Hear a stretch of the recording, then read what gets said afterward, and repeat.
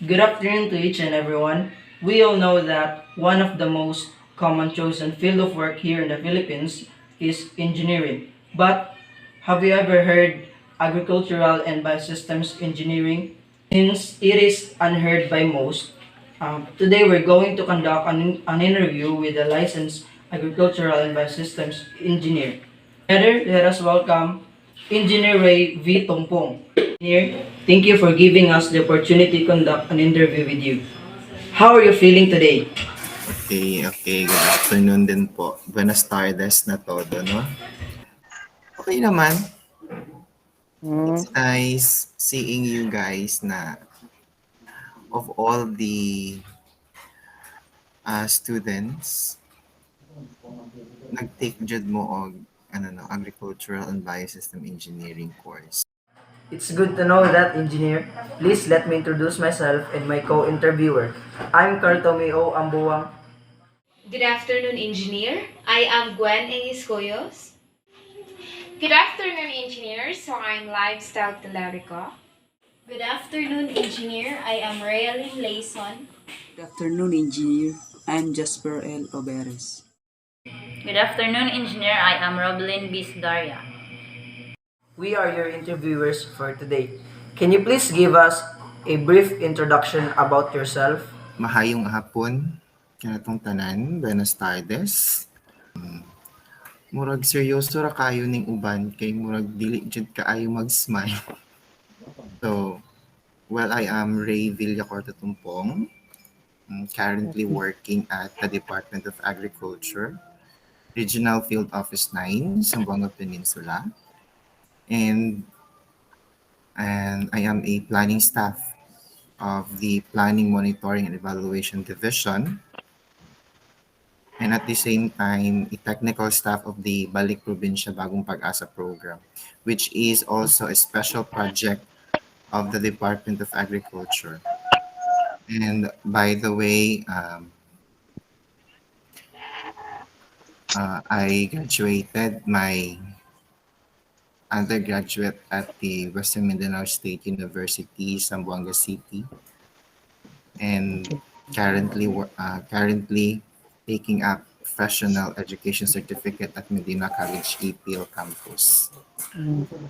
I think that's all for the short introduction. Thank you for that wonderful answer, Engineer. So here's our first question. How important are the agricultural and biosystems engineer in the aspect of agricultural production? Keep in mind that there's already an ordinance about creating the agricultural and biosystems engineering department in different municipalities. Relative to the ordinance about creating the agricultural and biosystem engineering department in different municipalities, well, this is still ongoing kasi most of the municipalities don't have the enough budget for the creation of the ABE department. Well, with regards to the importance naman of agricultural and biosystem engineers in the Philippines in general kasi it is a practice naman, a general practice here in the Philippines. On a scale of 1 to 10 for me, it's 9.5 because we are the forefront when it comes to increasing the agricultural production of farmers through the innovation of high-end technology which decreases the human interventions for more efficient conduct of farming activity with the collaborative effort of our plant and animal experts or scientists and researchers. So it is a collaborative effort, no, not only by the agricultural biosystem engineers, because the one who studies the biological or anatomy of the plants and animals are the researchers or the scientists, while the creation or the innovations of farm machineries and other post-harvest facilities are those still engaged by the agricultural and biosystem engineers. So it is a collaborative effort, not only by the agricultural and biosystem engineers. Thank you, Engineer. So here's my follow-up question. As a licensed agricultural and biosystems engineer, what are the challenges that you have faced in your field of work? As of this time, kasi ang work ko is more on planning and monitoring of the projects implemented, no? And in this, for the planning activity, it's more of the setting, no, the targets every year, what interventions or programs or activities which could benefited more on the farmer side. While on the monitoring and evaluation, it is now the time for assessing or evaluating the projects if it is income generating or not. So as of this time, wala pa medyong challenges, but maybe in the future because I'm not my work is not more engaged on the design or the planning and design of structures. I'm more of the planning side or budgeting side, no. So this time wala pa masyado. Maybe in the future kasi ang division ko po kasi is more on not engaged on the creation design of the structures. It's more on the uh, planning stage muna and setting aside of targets while the implementation of the structures is doon na siya sa RAED. May isang division kasi which implements all the agricultural structures, machineries, the the regional agricultural and biosystems division, which is the RAED. So ang DA kasi is composed of 8 divisions and may isang division na magha-handle ng infrastructures, machineries, ganon. So as of this time, wala pa masyadong challenges. Maybe in the future. Thank you, engineer. My other co-interviewer will also ask questions in this interview. Good day, Engineer Tontong. So I would like to congratulate you first for passing the board exam. So here are one of the questions that we prepared for you. So among all the opportunities of an agricultural and biosystem engineering graduate that could take, what are the most relevant and in demand nowadays? When it comes to in demand or more relevant works, let's say works kasi I'm working na kasi mo. So I will be talking on the works relevant of the work, especially on those professionals na nanay trabaho, working na. So for me, since I am working at the Department of Agriculture, which our clients is the farmers and the fisher folks. So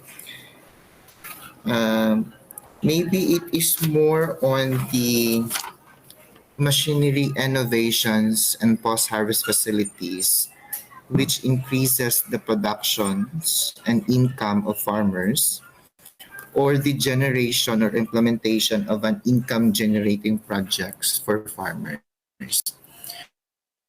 Because our target, especially in the Department of Agriculture, in general, the goals, the vision, and mission is to provide interventions that is income generating to them. Kasi pag hindi naman siya income generating, ba't ka pa magbibigay ng project na wala namang benefits doon sa farmers? So maybe that is one of the most and relevant works that could be applied doon sa farmers natin. The agricultural and biosystem engineering special compared to the other engineering program? No such thing as special. Maybe our functions na lang siguro. Our main objectives as an agricultural and biosystem engineer is the creation or invention of machineries or facilities that helps our farmers most. Kasi lahat naman siguro ng profesyon may are important. 'di ba? We are all interrelated. Maybe our objective na lang, what is our functions? What is our functions to the community, to the locality, or in the Philippines as a whole? Good afternoon, engineer. I am Gwen A. Escoyos. There are a lot of opportunities behind agricultural and biosystems engineering. So let's take you from your experiences as an AB engineering student. What are the most challenging parts that you have encountered as an AB engineering student? The way back in college, what are my experiences, challenge, issues, and concerns? Well, I would like to share muna no, why I took up agricultural and biosystems engineering course. To be honest, it is not my first choice when I was in high school. It was only because of the scholarship offered by the WIMSU. That's why I took up. And it's also because of the recommendation of my kuya because he was working before at WIMSU Registrar Office. So that's why I took up the Agricultural and Biosystems Engineer. But my first choice was Civil Geo, Agricultural and Biosystems Engineer. And when it comes to studies, I have no issues naman. Doon lang sa financial kasi of course kaning kumplita maglisod ta og kanang labi nagdagag requirements, dagag projects. Dito lang You aside. managed to survive from those challenges. Doon sa ano ko pala sa scholarship ko, may ano siya, may allowance siya. So budgeting of the money and then may other activities din yung may mga magpapagawa sa iyo ng projects, may magpapagawa sa iyo ng mga technical papers. So those are my ways na lang din to provide additional funds for my studies. Yun lang siya. Good afternoon, engineer. I am Roblyn Bisdaria. And here is my question. Which agricultural and biosystems subfields interest you the most? Okay. So, I think it's on the field of post-harvest facilities that engage on processing activities. I don't know if the new curriculum have already specified doon na isang ano lang talaga siya, isang subject which, or hindi lang siya subject pero parang chapter na siya talaga na engage more on post-harvest facilities. Tapos andun na yung processing na Does someone influence your decision in choosing this certain subfield? Before I'm going to answer your question muna, how many of you during your first year? 30 plus engineer, 33. 33 and now you are already third year. Pila lang nabilin? 16 engineer. Ha? 16. 16. And how about the first year now? Nga nagkuha. Pila sila? 40 plus engineer. Okay, 40 plus. So same lang pala din tayo. Same lang no ng situation or status sa WIMSU, sa Zamboanga City. Before, I think we are in my batch, in my time, 28 man ata.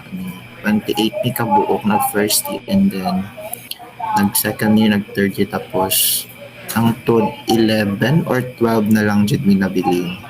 And the rest are irregular and the rest nag-shift, nag-transfer ang ba nag-undang kay dili nila makaya. We know, engineer, that BS ABI program is new and not that very well known, unlike the other programs here in the Philippines. That is why we have a very small population of AB engineers.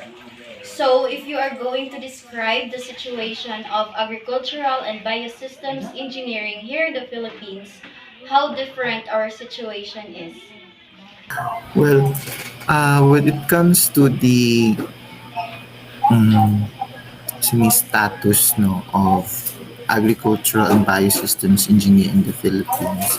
Well, it is much better, way better now compared before. Kasi now that because of the effort of our board of directors ng PFC and because also of this the mandate na each municipality should have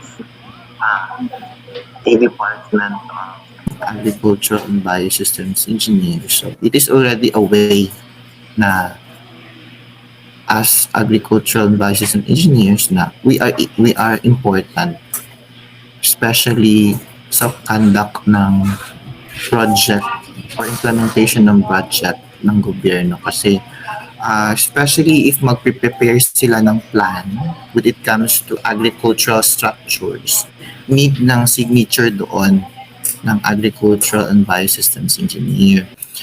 So, hindi mai-implement ang isang agricultural infrastructure or project kung walang signature or sign ng agricultural and biosystems engineer. So, it is way better now compared before kasi mas kilala na tayo ngayon. Mas kailangan din, especially pag agricultural infrastructures or projects na ang pinag-uusapan. As an experienced AB engineer as you are, do you believe that you have already contributed to improve or somehow elevate the situation of AB engineering in our country? Well, a little percent lang siguro muna kasi we cannot say that we already have contributed. I myself, I cannot say that I have already contributed much on the improvement. Well, on the side of, especially in my work, well, I have already talked some of the farmers and especially pag mag-field kami, especially nag-distribute ng mga projects and then nagbibigay ng trainings. Sabi nila, thank you so much because of our efforts. Well, on that side, you already have part, you already have part on the implementation of the government, the projects of the government. So, maybe mga 10% lang na siguro as of this time. Good afternoon, engineer. I'm Jasper L. Oberes. This will be the last question. What advice can you give to the students who are taking up or planning to take up this program? Well, for me, it is only for me. You were and you will be in a promising career path where huge opportunities awaits in the future, whether in local or international fields. Kasi, there are a lot of opportunities actually after you graduate.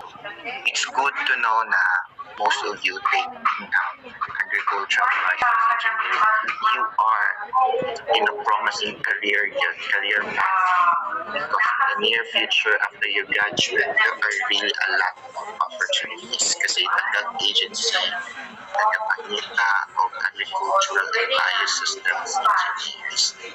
So that's a very good decision to take or took object of agricultural and biosystems engineers. So I hope I inspired you today. What can you say to those students who are having a second thought if they will continue this program?